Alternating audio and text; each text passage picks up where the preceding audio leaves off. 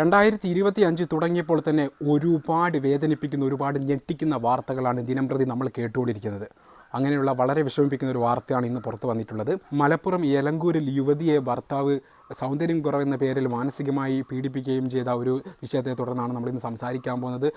അതിന് മനം തോന്നുന്ന ആ ഒരു യുവതി ആത്മഹത്യ ചെയ്തിരിക്കുകയാണ്. വളരെയധികം വിഷമിപ്പിക്കുന്ന ഒരു കാര്യം. നിങ്ങൾ ആലോചിച്ച് നോക്കിയാൽ സൗന്ദര്യം കുറവാണെന്ന് പറയുന്ന രീതിയിലൊക്കെ ഒരാളെ കളിയാക്കുക, എന്നിട്ട് അവരുടെയൊക്കെ ജീവിതം നശിപ്പിക്കുക എന്നൊക്കെ പറഞ്ഞാൽ എന്തുമാത്രം തെറ്റാണ്, എന്തുമാത്രം വേദന നൽകുന്നൊരു കാര്യമാണ്. നമ്മുടെ ബഹുമാനപ്പെട്ട നീതിപീഠത്തിൽ വരെ ശിക്ഷ അനുഭവിക്കപ്പെടുന്ന ഒരു തെറ്റാണെന്ന് ആലോചിച്ച് നോക്കിയത്. ആ ഒരു ചേച്ചിയുടെ ഫോട്ടോ ആണ് ഞാൻ ഈ സൈഡിൽ കൊടുത്തിരിക്കുന്നത്. എന്തുമാത്രം കാണാൻ എന്തുമാത്രം ഭംഗി ഐശ്വര്യമുള്ള ആ ഒരു മുഖമാണ് നോക്കി. ഈ പറയുന്ന ഈ ഒരു ഭർത്താവ് എന്താ ഹൃതിക് റോഷനാണോ, ഷാറൂഖ് ഖാനാണോ, അത്രയ്ക്കും കോടികളും വലിയ സെലിബ്രിറ്റിയാണോ? അവന് കിട്ടാവുന്നതിൽ വെച്ച് ഏറ്റവും നല്ല ഒരു ബന്ധം തന്നെയാണ് കിട്ടിയത്. ആ ഒരു മുഖത്ത് തന്നെ നോക്കി നോക്കി എന്തൊരു ഐശ്വര്യമായിട്ടുള്ളൊരു മുഖമാണ്. ആ ഒരു ചേച്ചിയാണ്, ആ ഒരു യുവതിയെയാണ് ഈ ഒരു ഭർത്താവ്. അപ്പോൾ മലപ്പുറത്ത് നടന്ന ഈ ഒരു സംഭവത്തെക്കുറിച്ച് നമ്മുടെ ന്യൂസ് ചാനലിൽ വരുന്ന കാര്യങ്ങൾ എന്തൊക്കെയാണെന്ന് നമുക്കൊന്ന് നോക്കാം. ആ ഒരു ചേച്ചി ഭർത്തൃ വീട്ടിൽ തൂങ്ങി മരിക്കുകയാണ് ചെയ്തത്. സൗന്ദര്യം കുറവാണെന്ന് പറഞ്ഞ് വിഷ്ണുജയെ ഭർത്താവ് നിരന്തരമായി പീഡിപ്പിച്ചിരുന്നു. അങ്ങനെയൊന്നാണ് വിഷ്ണുജ ആത്മഹത്യ ചെയ്തത്. അങ്ങനെ സൗന്ദര്യം കുറവുള്ള ഒരു സ്ത്രീയാണെന്ന് കല്യാണം കഴിക്കുന്നതിന് മുമ്പേ മനസ്സിലായിട്ടില്ലേ? അതായത് പെണ്ണ് കണ്ട ശേഷമല്ലേ അവർ കല്യാണം കഴിച്ചത്. അപ്പോൾ പെണ്ണ് കാണുന്ന സമയത്ത് തന്നെ ഒഴിവാക്കിക്കൂടാനോ, എനിക്ക് കുട്ടീനെ ഇഷ്ടപ്പെട്ടില്ല എന്ന് പറഞ്ഞാൽ ഒഴിവാക്കിക്കൂടാനോ? വെറുതെ ആ ഒരു കുട്ടിയുടെ ജീവിതം നശിപ്പിക്കാൻ 100% കാരണമായത് ഈ ഒരു ഭർത്താവാണ്. വിഷ്ണുജ എന്ന് പറഞ്ഞ ആ ഒരു ആത്മഹത്യ ചെയ്ത ആ ഒരു യുവതിയുടെ ഭർത്താവാണെന്ന് നമുക്കിതിൽ മനസ്സിലാക്കാൻ സാധിക്കും. സ്ത്രീധനം നൽകിയത് കുറവാണെന്ന് പറഞ്ഞു ഉപദ്രവിച്ചിരുന്നു എന്നൊക്കെയാണ്. ഒന്ന് ആലോചിച്ച് നോക്കി, സ്ത്രീധനം നൽകിയത് കുറവാണെന്ന് പറഞ്ഞിട്ടും ഉപദ്രവിച്ചിട്ടുണ്ട് ആ ഒരു വിഷ്ണുജ എന്ന് പറയുന്ന ആ ഒരു യുവതിയെ. ഒന്ന് ആലോചിച്ച് നോക്കി, സ്ത്രീധനം വാങ്ങുന്നതും കൊടുക്കുന്നതും ശിക്ഷാർഹമാണെന്ന് നമുക്കറിയാം. നമ്മുടെ നീതിപീഠം അത് നമ്മളിലേക്ക് അറിയിച്ച ഒരു കാര്യമാണ്, നിയമമാണ്.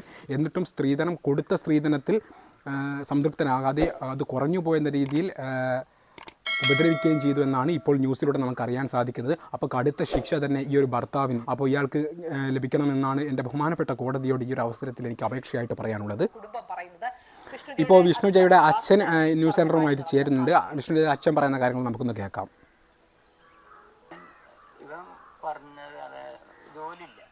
കുട്ടിക്ക് ജോലിയില്ല എന്ന് പറഞ്ഞിട്ട് കളിയാക്കുമായിരുന്നു.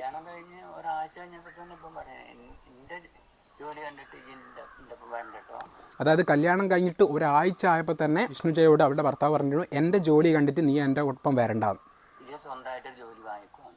സ്വന്തമായിട്ടൊരു ജോലി വേണം നിനക്ക്.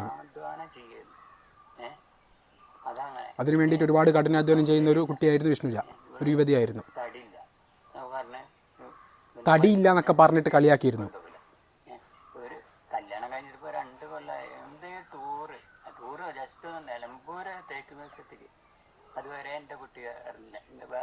അച്ഛൻ പറയുന്നത് ഇവർ കല്യാണം കഴിച്ച ശേഷം ഒരു ചെറുതായിട്ടൊരു ടൂറോ ഒരു ഔട്ടിങ്ങോ ഒരു ഹണിമൂണോ ജസ്റ്റ് നിലമ്പൂർ തേക്കും തൊട്ടോ അവിടെ പോലും കൊണ്ടുപോയിട്ടില്ല എന്നാണ് പറയുന്നത്. എന്ത് കണ്ടിട്ടാണ് ഇവൻ വിഷ്ണുജയെ കല്യാണം കഴിച്ചതെന്ന് എനിക്ക് മനസ്സിലാക്കാൻ സാധിക്കുന്നത്, സ്ത്രീധനം, പൈസ, ഒരുപാട് സ്വർണം വാങ്ങിയിട്ട് വിൽക്കുക, ആ ഒരു കാര്യം ഉദ്ദേശിച്ചാണ് വിഷ്ണുജയെ ഇയാൾ കല്യാണം കഴിച്ചത്.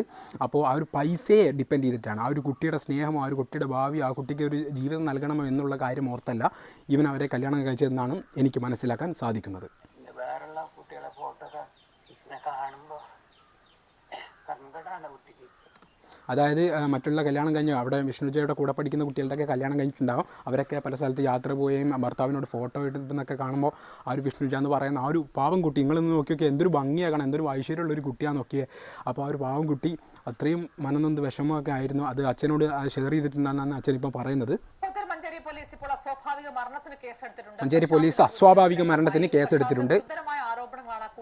ധീരജല്ല, സോറി എന്നോട് തെറ്റിപ്പോയത്, പ്രശാന്ത് എന്ന് പറയുന്ന ആളാണ് ഈ ഒരു വിഷ്ണുജയുടെ ഭർത്താവ്. എത്രത്തോളം വസ്തുതയുണ്ട് എന്നുള്ളതാണ് മനസ്സിലാക്കാൻ കഴിഞ്ഞത്. എങ്ങനെയാണ് അന്വേഷണം മുന്നോട്ട് പോകുന്നത്? ഡിവൈഎസ്പിയുടെ അടുത്തുള്ള പ്രത്യേക പോലീസ് സംഘം വിശദമായി അന്വേഷിക്കുന്നുണ്ട്. ഈ പെൺകുട്ടിയുടെ വീട്ടുകാരിൽ നിന്ന് മൊഴിയെടുത്തിട്ടുണ്ട്. ഈ പറഞ്ഞ കാര്യങ്ങളൊക്കെ തന്നെ, അതായത് സൗന്ദര്യമില്ല, സ്ത്രീധനം കുറവ്, അങ്ങനെ ജോലിയില്ല, അങ്ങനെ തരത്തിലുള്ള മാനസികമായി നിരവധി തവണ ഈ പോലീസ് ഇവരിൽ നിന്ന് ശേഖരിക്കാൻ പറ്റുന്ന തെളിവുകളൊക്കെ ശേഖരിച്ചിട്ടുണ്ട്. വിഷ്ണുജയ ഇവരുടെ ഭർത്താവ് ഒരുപാട് തവണ ജോലിയില്ല, സൗന്ദര്യം കുറവാണ്, സ്ത്രീധനം കുറവാണെന്നൊക്കെ പറഞ്ഞിട്ട് ഒരുപാട് തവണ ഈ ഒരു വിഷ്ണുജയുടെ ഭർത്താവ് മാനസികമായിട്ട് പീഡിപ്പിക്കുകയും സ്ത്രീധനം കുറഞ്ഞ പേരിൽ ശാരീരികമായിട്ട് പീഡിപ്പിക്കുകയും ചെയ്തിട്ടുണ്ട്. ഇതിൽ മനം നൊന്താണ് ഈ ഒരു വിഷ്ണുജ ആത്മഹത്യക്ക് ശ്രമിച്ചത്, ആത്മഹത്യ ചെയ്തതെന്നാണ് ഇപ്പോൾ നമുക്ക് മനസ്സിലാക്കാൻ സാധിക്കുന്നത്. വരുന്നതായി പോലീസിന് പെൺകുട്ടിയുടെ വീട്ടുകാർ മൊഴിയായി നൽകിയിട്ടുണ്ട്. അത് പരാതിയായി വാങ്ങിയതിനു ശേഷം ഓൾറെഡി പെൺകുട്ടികളുടെ വീട്ടുകാർ മൊഴി നൽകിയിട്ടുണ്ട്. ആത്മഹത്യാ പ്രേരണ കുറ്റം ഉൾപ്പെടെയുള്ള കാര്യങ്ങളിലേക്ക് പോലീസ് ആത്മഹത്യക്ക് പ്രേരിപ്പിച്ചു എന്നുള്ള ഒരു കുറ്റം കൂടി ഈ ഒരു പ്രതിയുടെ പേരിൽ ചേർക്കുന്നുണ്ട്, വിഷ്ണുജയുടെ ഭർത്താവിന്റെ പേരിൽ. ഈ വിവാഹം കഴിഞ്ഞിട്ട് ഏതാണ്ട് 2 വർഷം ആവുന്നേ ഉള്ളൂ. വിഷ്ണുജയുടെയും ഈ പറയുന്ന ആളുടെയും വിവാഹം കഴിഞ്ഞിട്ട് ഏകദേശം 2 വർഷം മാത്രമേ ആയിട്ടുള്ളൂ എന്നാണ് ഇപ്പോൾ പറയുന്നത്. പലതവണ മാനസികമായി അതിനിടയിൽ പലതവണ മാനസികമായിട്ട് വിഷ്ണുജയെ ഇയാൾ പീഡിപ്പിച്ചു എന്നാണ് പറയുന്നത് ന്യൂസുകൾ.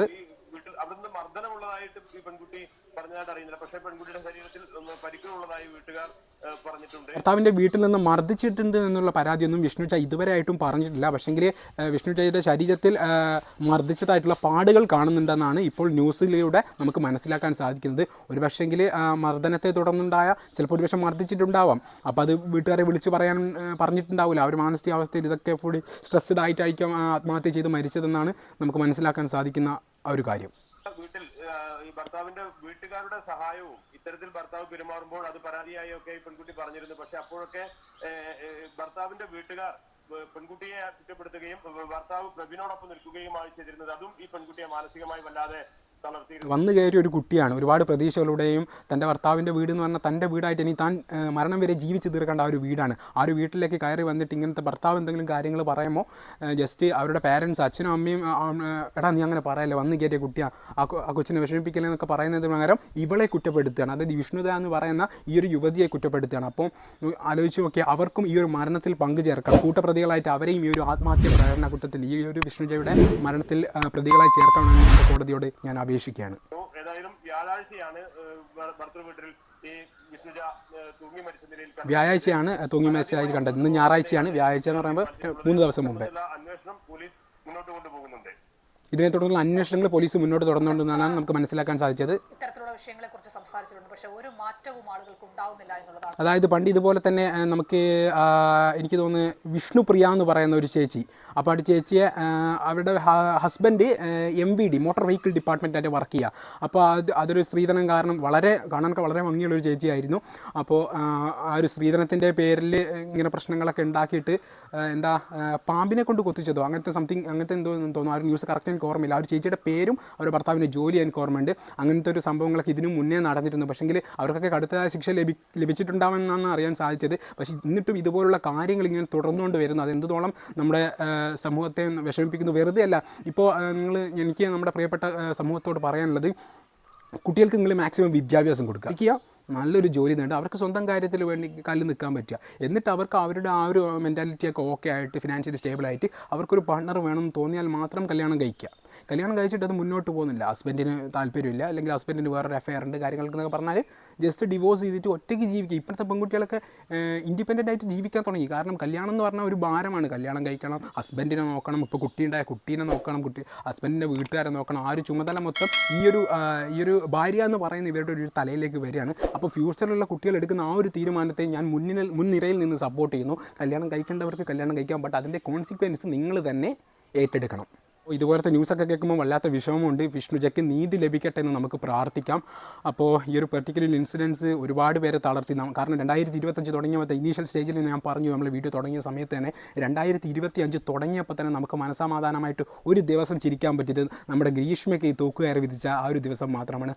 അത് ഭയങ്കര സന്തോഷമായ ഒരു ദിവസമായിരുന്നു. പക്ഷേ അതിനുശേഷങ്ങൾ നമ്മൾ കേൾക്കുന്നത് അച്ഛൻ 16 വയസ്സുകാരി ഗർഭിണിയാക്കി, പിന്നെ 2 വയസ്സുകാരിയെ മാമൻ കിണറ്റിലെറിഞ്ഞു കൊന്നു, ചെന്താമരയുടെ കേസ്, ചെന്താമര 2 പേരെ വെട്ടിക്കൊന്നു, ഇന്ന് വിഷ്ണുജയുടെ കേസ്, പിന്നെ മിഹിർ എന്ന് പറയുന്ന നമ്മുടെ ആ ഒരു സഹോദരൻ റാഗിങ്ങിന് ഇരയായിട്ട് 28ാം നിലയിൽ നിന്ന് ചാടി ആത്മഹത്യ ചെയ്തു. അതുപോലെ ഒരുപാട് ന്യൂസുകളാണ് ദിനം പ്രതി നമ്മൾ കേൾക്കൊണ്ടിരിക്കുന്നത്. ഒരുപക്ഷെ ഒരുപാട് ഫാമിലിക്ക് ഇത് മാനസിക സമ്മർദ്ദങ്ങളും മാനസിക വിഷമങ്ങളും ഉണ്ടാക്കാം. അപ്പോൾ എൻ്റെ പ്രിയപ്പെട്ട സഹോദരിമാർ, നിങ്ങൾ കല്യാണം കഴിക്കാനോ അതിനു മുമ്പേ ആലോചിക്കുന്നുണ്ടെങ്കിൽ നിങ്ങളിപ്പം നല്ല രീതിയിൽ പഠിച്ച് നല്ലൊരു ജോലി വാങ്ങി ഇൻഡിപെൻഡൻ്റ് ആയിട്ട് നിൽക്കുക.